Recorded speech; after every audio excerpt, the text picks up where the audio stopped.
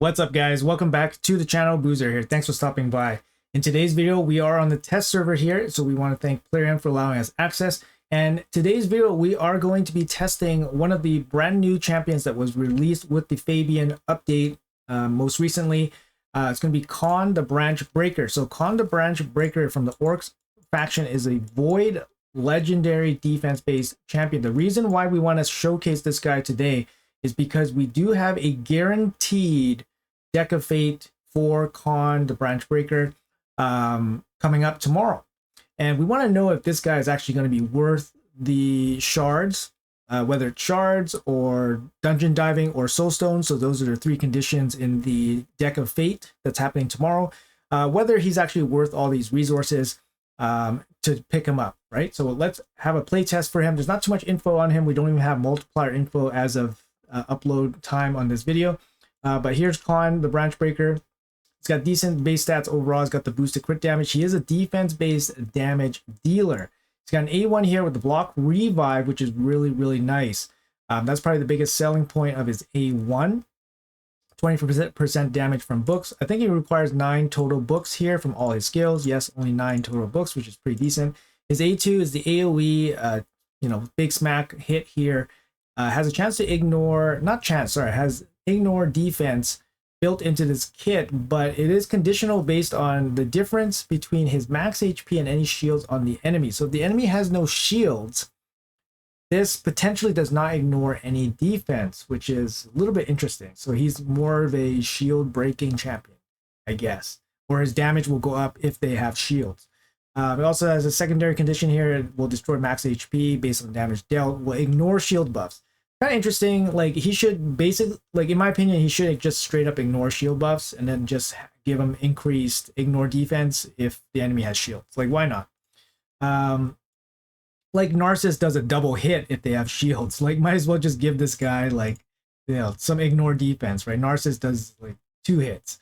But he also brings some extra utility here for your whole team. Bring a shield, strengthen for your whole team, and then counterattack on himself on a 3-turn cooldown, which is pretty decent value, to be honest. It's like similar to Val. Val places it on your whole team, but he does add strengthen to your team as well. Passive, he does have a chance to remove a random debuff from himself at the start of the turn, which can be match breaking. For example, you can free him from fear or stuns, and then he can come back in with a big smack and end the match. So it is potentially match breaking. Every 4th turn he takes, remove all debuff from everybody, and then places increased defense on everybody, which is really, really nice. But 4 turns for this guy in arena is going to be very, very unlikely. And his passive boost, defense boost here is capped by 30%. It's going to take a while for this to build up, so it kind of makes sense for like Hydra applications. Maybe he does some really good damage there, and his passive can help him out. Defense in all battles, pretty good defense battle aura here. Marius is 35. Other defense-based champions are about 30, so 33 is pretty decent. But yeah, we'll have to check out a bunch of his kit here. This block revive placing, I'm not 100% sure whether it requires accuracy or not. I don't recall building block revive champions with accuracy, so maybe not. But then there's just the wording of everything, and plus seeing this here is a little bit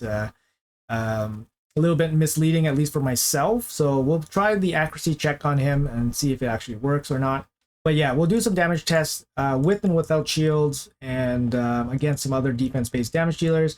I'll check them out in the arena, and we'll try them out in some PVE content as well. So let's jump right into it. All right, guys. So first things first here, I'm going to compare him against Marius, one of the best defense-based damage dealers in the game. We have a pretty good team here to set him up. Best case scenario, we have defense up from Sifi. We have the shield up from Freya to make sure he starts with a shield. Obviously, I don't know if the shields will give him a boost, but we're going to test it out here. Defense down and weaken from Lydia, and then we'll compare him against Marius here in these various damage tests. Like I said, there's no multipliers available for him currently, so we just have to kind of do our best in terms of gauging what he can actually do. So we're going to do defense up here from Sifi, shields up from Freya. Like I said, I'm not too sure if shields up on him actually matters. I think it's more so shields up on the enemy. Defense down and weaken. We'll use Marius first with the A1. Let's compare his A1 against the Jagar, see how much damage he can actually do. He's doing about 63,000 against that Jagar on the first A1 hit. So we'll bring back same team. And let's see what Kawn here can do. Fully buffed up with everything against the same Chagar. Defense down, weaken applied again. We'll use Marius. Marius not applying any kind of defense break or anything like that. So let's check him out on the A2, right? Let's check out how much damage he can do relative to Marius's A1.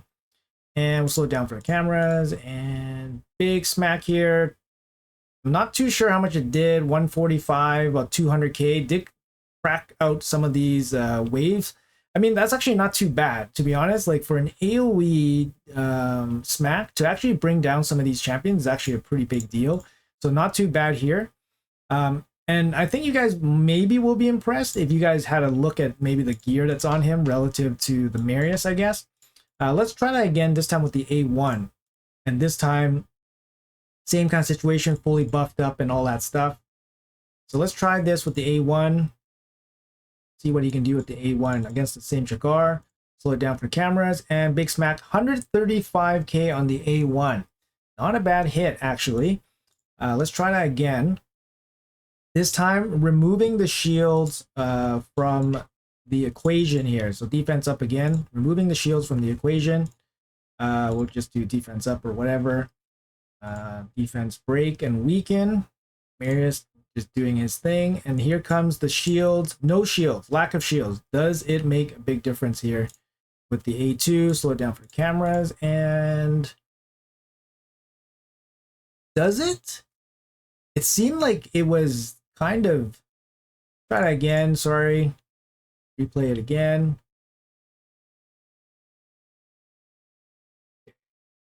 Let's do it. Okay, let's take the total damage dealt. Let's take total damage dealt here. Total damage dealt. Okay. So we'll do this. It looks like 145, 144, 145. So let's do end battle. Check out the numbers here. So 840 from Kawn, right? 840 from Kawn. Same situation here. This time with no shields. 840 from Kawn. Just remember that. No shields this time. Defense down, weaken. We did see all of them land. This time the weaken didn't land, unfortunately.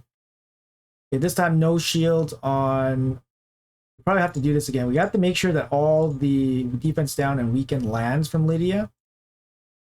I know this is a little bit tedious, but this is the testing life. It is tedious. So defense down, weaken. One weaken failed, so we got to go back in. Yep, this is the tedious part of the game. Can be fun, can be not fun. This is the not fun when you're trying to test out certain things. Okay, now everybody has it applied. Let's go back in. No shields on him and slam. Come back out. Check the numbers. 708. So without the shields on Kawn, he does less damage. That's pretty significant. Like, you go from 840 to 708. It's pretty significant, it seems. All right, let's try that again. Not 100% sure, not 100% sold on all of that. So we got to test it again here. Okay, let's apply the shields again. Defense down and weaken. Make sure it all applies. Everybody's applied. Now we'll go back into the A2. Okay. Now we will check the totals again. 843. That basically lines up with the first test. First test was 840. So, okay, let's try again. Let's try again. Let's see if we can get consistent results here when applying the shield on himself. Okay, so shield from Freya. Defense down and weaken. Okay, defense down and weaken applied to everybody. Okay, now A2 again. And we're out.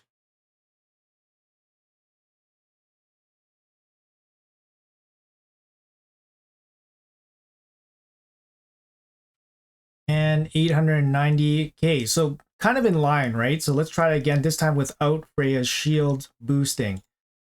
Okay, so let's try that again. Okay, this time no Freya shield. We have to try this a couple times just to make sure that it actually works the way we are thinking it works. So everybody gets it applied. Okay, so A2. End battle. 673. Like, that's a pretty big gap, guys. Pretty big gap. The only thing I can think of is like Freya doesn't have a protection set on, so that doesn't matter. I can't really think about it. Like, it's a really big gap. We can try it one more time.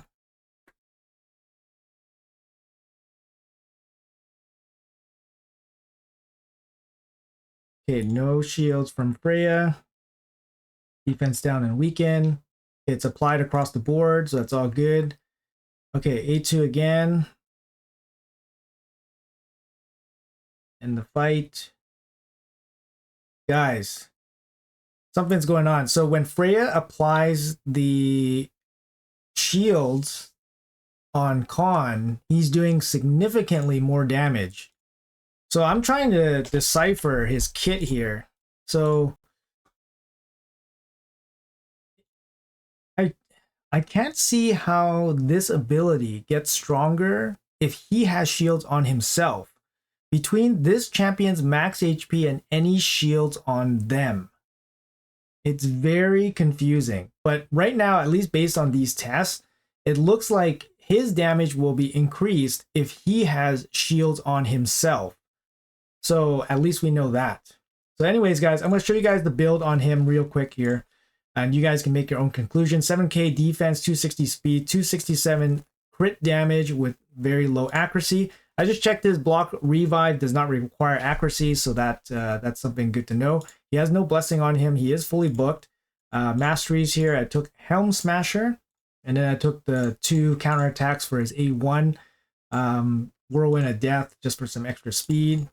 Yeah, I think these are pretty generic damage dealing masteries here. You could go shield breaker route, I guess, but he does ignore some, shield stuff on his A2, but not to break the shield. So I guess you can definitely still take shield breaker. Yeah, I took Stone Skin. Most nukers for arena require Stone Skin to get through. Lethal set for some ignore defense damage. Compare it against the Marius that we were just comparing against. My Marius is 299 crit damage with 5.8k defense. I mean, if you're going to compare stats, 7k defense with less crit damage versus Marius 300 crit damage and less defense, they're probably pretty close in terms of like damage output. But obviously, like Marius was just using his A1, and his A1 is actually not too bad. Kawn's A1 was doing what, 135,000 on that one hit, and Marius was doing about 60,000 on his A1, so it's twice as strong as Marius's A1, so not too bad. So in this comparison, I'd say like it's just to show how he works mechanically. I mean, his A2 seems to work better with shields. We're gonna beef him up here with a 5-star blessing, and we'll take him up against some really strong arena teams and then see how well he does there. So we got a 5-star blessing for him. I don't think they're going to offer a 5-star blessing for him, maybe in a hero's path or something, like a one-time event, but I don't think he's going to be like a Titan event level champion or anything like that. So we're going to buff him up here, give him some extra stats. Crit damage stat is definitely appreciated, of course. So new stats here. Oh wait, we gotta put on his stuff. So I think for him, Heaven Cast makes sense. Let's go Heaven Cast. Gonna be good for PVE, gonna be good for arena and all that stuff. So new stats here, we got 305 crit damage, 7.5k defense. Pretty decent stats. And yeah, let's take him into the arena and see what he can do. All right, guys. So like I said, guys, with shields on him, at least based on my testing that we're just doing, it seems like he does more damage against shields, or with shields on himself, sorry. So I'm going to bring Necrit here. He is in a bolster set. He will protect him, give him more damage from his Heaven Cast, plus defense here from Sifi, and then some control here from Armans. Let's see how well he does. Okay, so boost here. Armans in with the control. Keep in mind there is a Harima on the field, so his ignore defense is not going to be as strong. Love that he is neutral affinity, so as a damage dealer is very important. Let's open up with the big slam here and see what he can do. Slow it down for cameras, and even with the Harima passive still active, he did do pretty good. He did do pretty good there. Not enough to kill everybody, but still not too bad. I mean, this is not a super tanky team here from YST, but we can go back in and try again. This time we'll try the A1.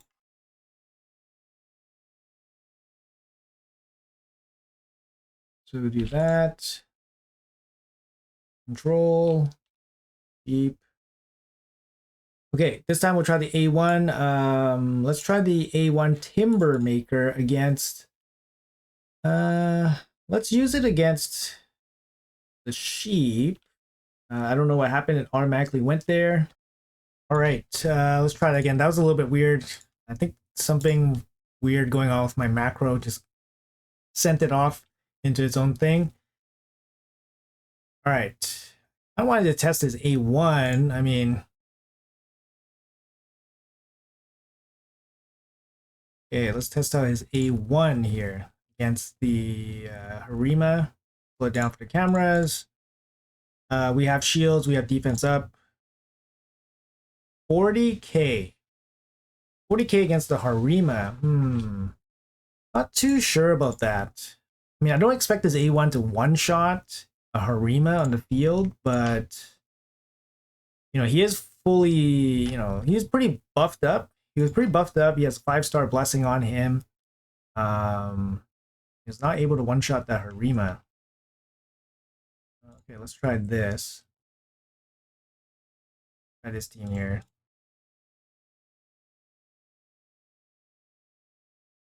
Same thing. He's pretty cranked out right now. All the buffs, heaven cast, and all that stuff.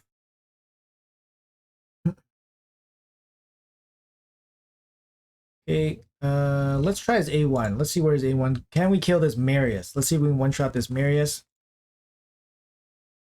Okay, there we go. We did one-shot the Marius there. I mean, and that's going to be a big part of his value, right, from his kit. Another big part of his value can be if Necrit can send him in like ally protection style. If he can send him in with the ally protection, his A1 can potentially block revive one of these guys. There we go. So that's one of the big things you guys can use him for. Really, really strong A1 to help you clean out some of these teams. I think maybe a little bit more useful in live arena because he can self-buff. He can give himself shields. He can give himself increased defense. And then his A1 has a little bit more extra utility, especially an extra value in live arena where the block revive is going to be really, really strong. Okay, so now let's take him in against a team that has shields on them. So let's fight against this team. Let's see if he actually deals more damage against a team like this, where we can apply shields on ourselves and they have shields on them. So here we go. So he's going to get the first turn. Okay, we get the buffs up. Narcissus. Unfortunately, we do have the stone skin here. Let's see if we can come back in with one slam to try to end it all here. Can we do it? I mean, we did crush that Armans through the big shields as well. Not going to say that this guy, you know, I'm not going to say that this guy did really, really good here. I think he did okay. Well, let's see if we can come back in here. I mean, the fact that we're still in this fight after taking his full blast is pretty insane. So let's kill Armans with the block revive. There we go. Very, very nice. And we have the ally attack block revive in here as well. Oh, which you didn't actually kill the Arbiter, which kind of sucks.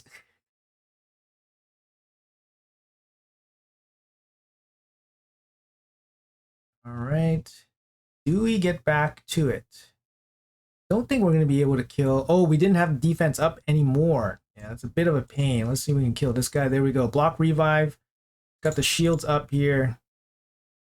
Parameter steel.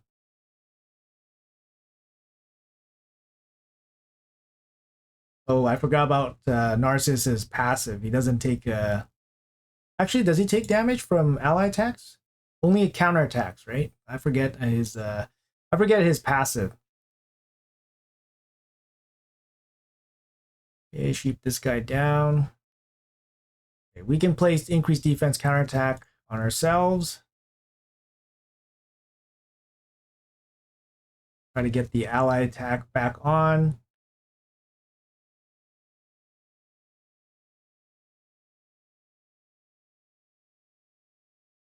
There we go. Block revive on Narcissus, and then that's it. I mean, honestly, he has some use. He has some use. We're playing against some pretty good defenses here. Pretty good champions. Like, we're getting outsped, right? And all that stuff.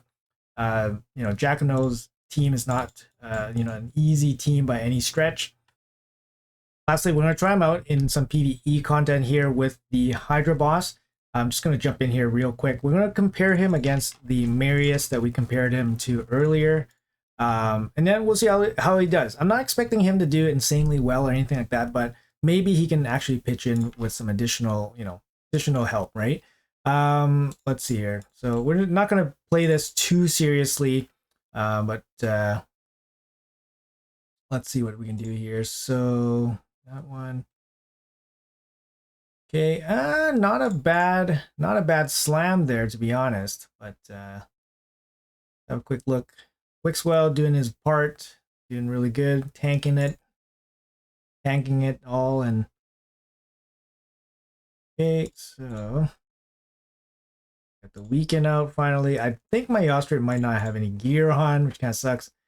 Yeah, let's do the A1 crack here. Let's see what we can do. 300k A1 crack.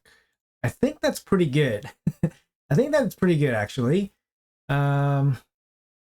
I mean, it's fine. It's good, but it's not like insanely good. See, like Marius's A1 did about 300k there across everybody. So let's see here. We can apply shields and strengthen as well, but let's do more A1s. 230, so definitely went down. Maybe we lost a buff or something. All right. Slammed your defense-based champion as well. Makes it a little bit easier to keep alive and all that. Marius showing us the big damage. Got the shields going. And then we got the ally attack coming in here. So I think as an overall, here we go. He's fully buffed with the defense and the shield. So let's see how much he can slam for right here. Slow down for the cameras, and 260. We saw 180 here with no defense down. So 260 on the defense down and weaken. Now let's quickly end it here and just have a quick look at what it looks like. Damage spread wise. These results aren't really too surprising. Marius doing tons more damage than him, especially with his triple hit, max HP hit. But, you know, Kawn's not doing too bad. I mean, if he was one of your better damage dealers, you can definitely use him in for some little bits of damage. But he's not going to be doing better than a champion like Thor, for example, which has multiple AoE attacks. But so Kawn's biggest thing is probably going to be in Arena, where he can utilize his A1. Kawn does bring some team support, you know, defense up, shields, counterattack on himself, which can give a little bit more value in Hydra compared to like just pure damage dealers like Thor. But honestly, his biggest contribution will be in Arena. All right, guys, I think that's going to be it for this video for Kawn. Hopefully we showed a little bit of how his mechanics actually works, what's the best way to build him, what situations to put him in. I think having defense up, having shields on him makes a lot of sense. He hits okay. I don't want to say that he hits terribly for a champion that doesn't have a lot of native, you know, ignore anything in his kit. Like he has ignore conditional shields. He has this ignore conditional defense. He hits okay. But for a void legendary, for him only to be okay, it's just kind of not good enough, to be honest. His defense probably needed to be like over 1500. Like you have Valkyrie here. Valkyrie's already, you know, 1597, and Kawn is, you know, like a baby 1465 base. So, you know, somebody like Valkyrie is already so much more ahead than Kawn in terms of just base defense. It just feels a little bit underwhelming. To me, is he worth 25 Sacred Shards in a guaranteed situation? I mean, if you're a collector, you know, a guaranteed Pokemon is a guaranteed Pokemon, basically, right? Is he useful? I don't know. I don't think so. I don't think he's going to be super useful for most people. But you're converting energy, gems into energy to get a new champion. Maybe that's worth it, because gems and energy and shards, they are replenishable, right? This might be your only chance to pick up a champion like this, Kawn, a void legendary. You may never ever get this champion from a void shard, right? So if you have tons of gems and energy, like, it might be worthwhile to take a dip into the dungeon diver portion and maybe pull a handful of shards just to pick up this champion and just have it. Could be useful for faction guardian sometime down the line, or maybe it could be useful in some content down the line that we don't know of yet. And also block revive, like I said, this could be very useful. Anyways, we didn't get a chance to see him fully ramped up, but I really doubt that him with an extra 30% defense would have been that much more substantial in terms of damage output. But we didn't actually show him in full damage potential situations. But anyways, guys, hopefully this video helped you guys decide on this champion, whether it's worth it or not. Obviously, a big bait event, trying to segue your fusion, trying to segue your Titan event participation. Trying to get you guys to jump into FOMO and all that. So make sure you guys, make whatever decisions according to your account. And yeah, hopefully this video helped you guys out. Anyways, guys, thanks a lot. Let me know in the comments below what you guys are planning to do, and I'll see you guys in the next video.